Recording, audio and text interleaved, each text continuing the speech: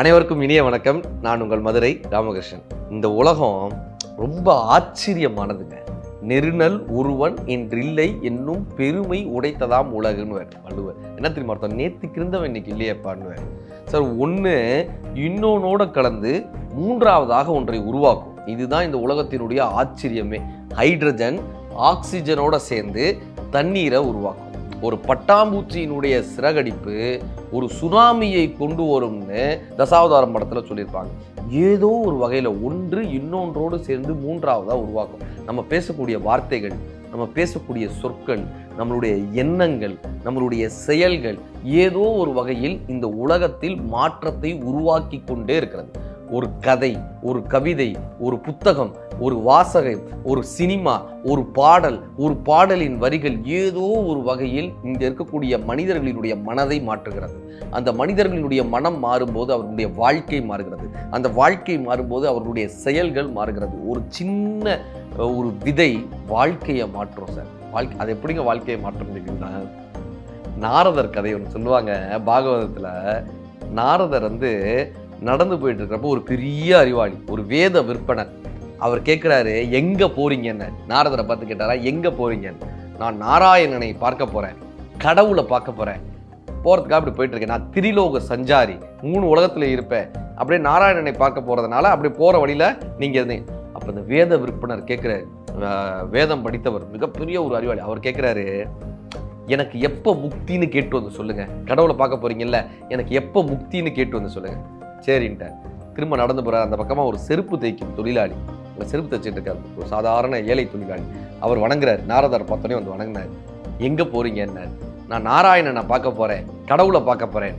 இந்த செருப்பு தைக்கும் தொழிலாளியும் கேட்டிருக்காரு, நான் ஒன்று கேட்கட்டுமா, எனக்கு இந்த பிறவியிலிருந்து எப்போ விடுதலைன்னு கேட்டு சொல்கிறீங்களா, முக்தி எப்போன்னு கேட்டு சொல்கிறீங்களா? இவர் ஆச்சரியத்தோடு பார்த்தார். கேட்டு சொல்கிறேன் போயிட்டார். மேலுலகத்துக்கு போனார், வைகுண்டத்துக்கு போனார். நாராயணனை பார்த்தாரா, விஷ்ணுவை பார்த்தாரா? சாமி, இந்த மாதிரி 2 பேரை வழியில் சந்திச்சேன். ஒருத்தர் மிகப்பெரிய அறிவாளி, வேதம் படித்தவர், அவர் தனக்கு எப்போ முக்தின்னு கேட்டார். இன்னொருத்தர் செருப்பு தைக்கும் தொழிலாளி, அவரும் எப்போ முக்தின்னு கேட்டார். இந்த 2 பேருக்கு எப்போ முக்தின்னு.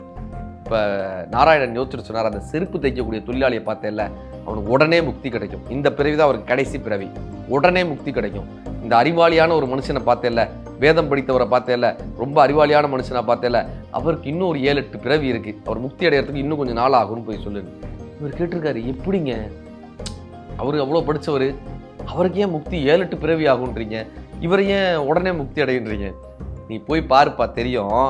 ஆனால் அவங்க கடவுள் என்ன பண்ணிட்டு இருந்தாருன்னு கேட்டால், நாராயணன் என்ன பண்ணிட்டு இருந்தாருன்னு கேட்டால், ஒரு ஊசியின் காது வழியே யானையை நுழைத்து கொண்டிருந்தாருன்னு சொல்லுன்னு இருக்காரு. ஊசி காது இருக்குல்ல, இத்தினூண்டு இருக்குல்ல, அதில் யானையை நுழைத்து கொண்டிருந்தாருன்னு போய் சொல்லணும்.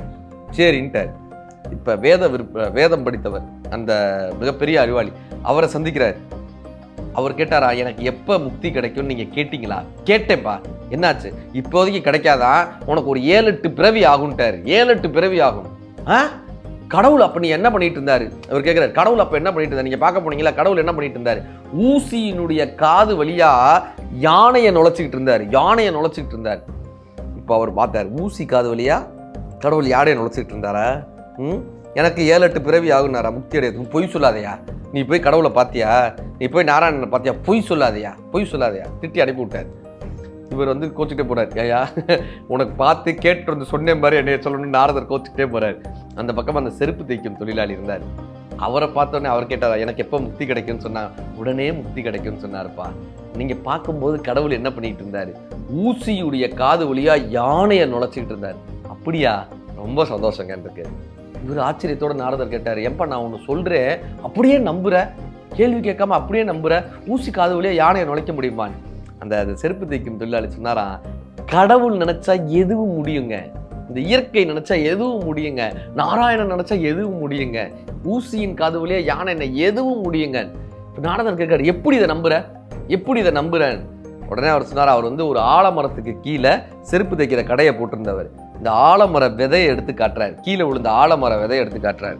இது இத்துணூண்டு தானே, இந்த விதை இத்துணூண்டு தானே, இந்த இத்துணூண்டு விதையிலிருந்து இவ்வளோ பெரிய ஆலமரத்தை ஒரு மனுஷனால உருவாக்க முடியும்னா, இந்த இத்துணூண்டு விதையிலிருந்து இவ்வளோ பெரிய ஆலமரம் உருவாகும் என்று சொன்னால், கடவுள் நினைத்தா முடியாதது இருக்கா?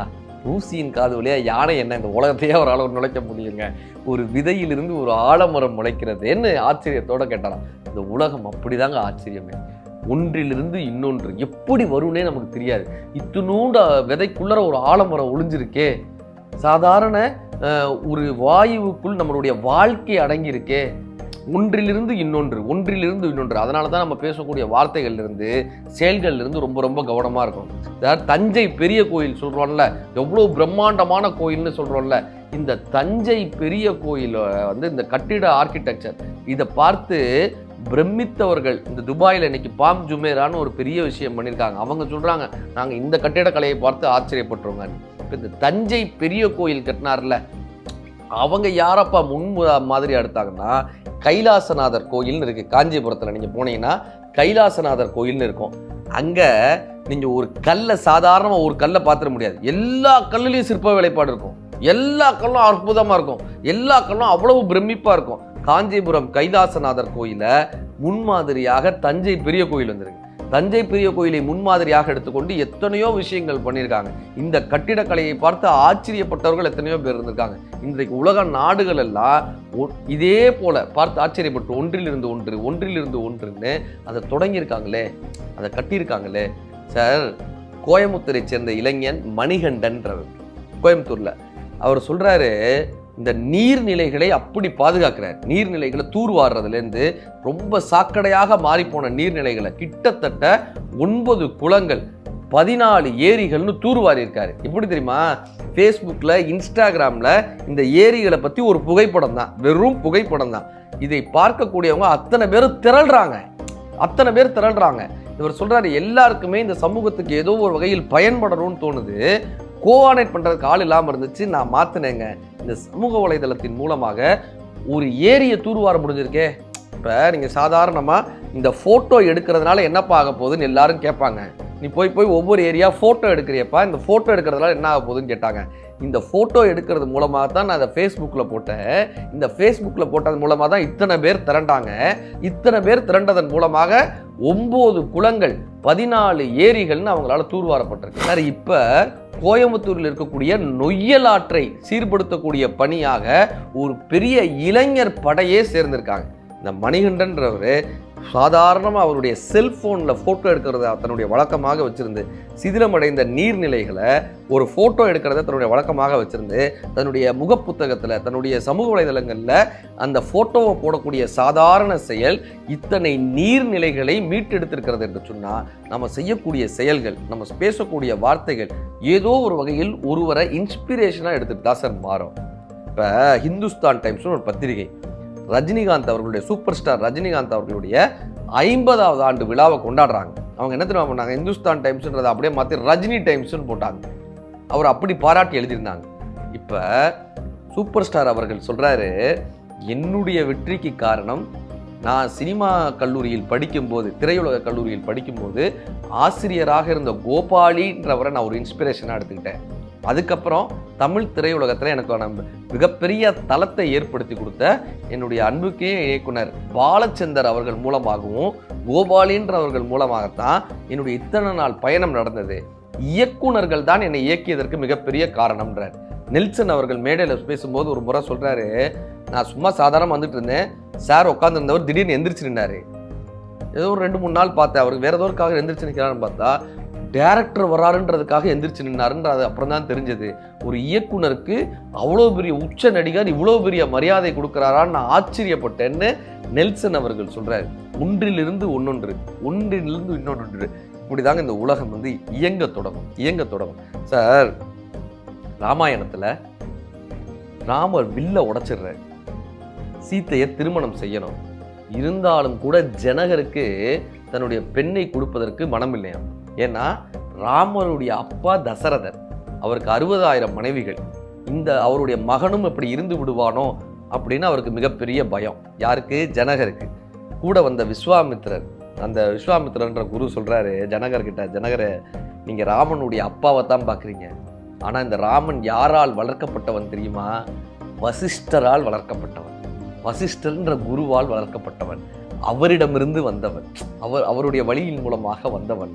அப்பதான் ஜனகருக்கு மிகப்பெரிய ஒரு நம்பிக்கை பிறக்கிறது. தனது பெண்ணை திருமணம் செய்து கொடுத்தாருன்னு சொல்லுவாங்க. எதிலிருந்து ஒன்றிலிருந்து ஒன்று, யாருடைய வார்த்தையை நாம் பின்பற்றுகிறோம், யாருடைய வாழ்க்கையை நாம் பின்பற்றுகிறோம், யாருடைய வரிகளை நாம் பின்பற்றுகிறோம் என்பதன் மூலமாக இந்த உலகம் ஒன்றிலிருந்து ஒன்றாக மாறிக்கொண்டே இருக்கிறது. நாம் பேசக்கூடிய சொற்களிலிருந்து, நாம் வாழக்கூடிய வாழ்க்கையிலிருந்து இந்த உலகத்தை அதை மாற்றுகிறது என்கிற கவனத்தோடு நாம் இந்த வாழ்க்கையை வாழும்போது இந்த நாள் நமக்கு மட்டுமல்ல, எல்லோருக்குமான நல்ல நாளாக அமைகிறது. நன்றி.